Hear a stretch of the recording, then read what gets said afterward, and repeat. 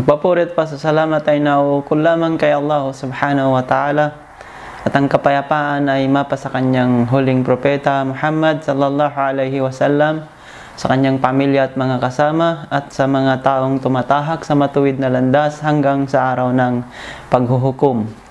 Mga kababayan, nais po naming talakayin ang 6 na pinaniniwalaan sa Islam para po sa inyong kaalaman bilang mga kababayan ninyong nagbalik sa Islam. Ang 6 na paniniwala sa Islam ay ang paniniwala sa nag-iisang tunay na Diyos. Unang-una, ang paniniwala na walang ibang Diyos na dapat sambahin maliban kay Allah. Pangalawa, ang paniniwala sa mga anghel na kanyang nilikha. Ang pangatlo ay ang paniniwala sa mga kapahayagan o revelasyon na kanyang ipinagkaloob sa mga piling propeta. Pang-apat ay ang paniniwala sa mga sugo at propeta na kanyang ipinadala o pinili para gabay ng tao dito sa daigdig. Pang-5 ay ang paniniwala sa araw ng paghuhukom, at ang pang-6 ay ang paniniwala sa kanyang itinadhana o itinakda. Tatalakayin natin ang isa dito sa maigsing minuto, ang paniniwala kay Allah. Ang paniniwala naming mga Muslim, katulad ng mababasa sa Quran o kalooban ng Diyos na tagapaglalang sa atin, ay nagpakilala siya sa kanyang pangalan, A'udhu billahi minasyaitanir rajim. Innani anallah, la ilaha illa ana fa'budni wa aqimis salata li dhikri. Sa kanyang kahulugan, katotohanan, ako si Allah.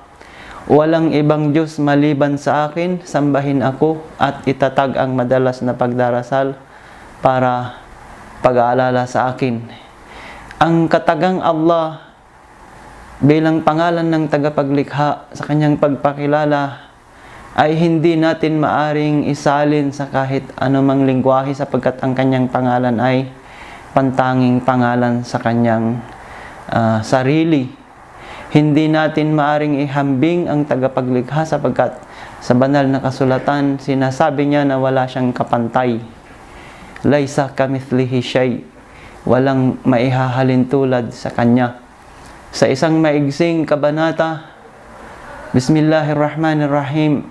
Qul huwallahu ahad, Allahus samad, lam yalid wa lam yulad wa lam yakul lahu kufuwan ahad. Sa pangalan ni Allah ang mapagpala, ang mahabagin. Si Allah ay nag-iisa. Siya ay sandigan ng lahat. Siya ang tumutustos ng pangailangan ng kanyang mga nilikha. Hindi siya nagkaanak, hindi siya ipinanganak, at sa kanya ay walang maihahalin tulad. Dito makikita po natin na ang Diyos ay wala siyang kapantay, kaya hindi natin maisip na si Jesus ay ipinapantay na ng mga kababayan natin sa Diyos. Si Jesucristo ay malinaw na isa lamang sa mga propeta ni Allah subhanahu wa ta'ala pagdating sa aral ng Islam.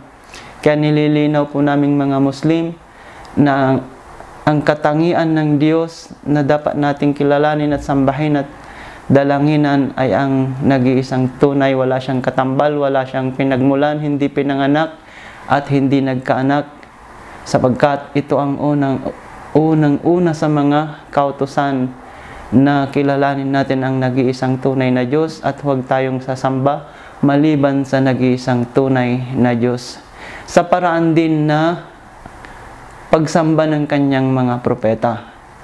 So sa unang-unang kautusan, la taj'al ma'allahi ilahan akhar, huwag kang sumamba maliban kay Allah lamang, sapagkat ang pagkilala o pagsamba sa ibang huwad na sinasamba ayon sa ating sariling pangunawa na hindi tayo nakabase sa katuruan ng mga propeta ay malaking pagkatalo sa atin.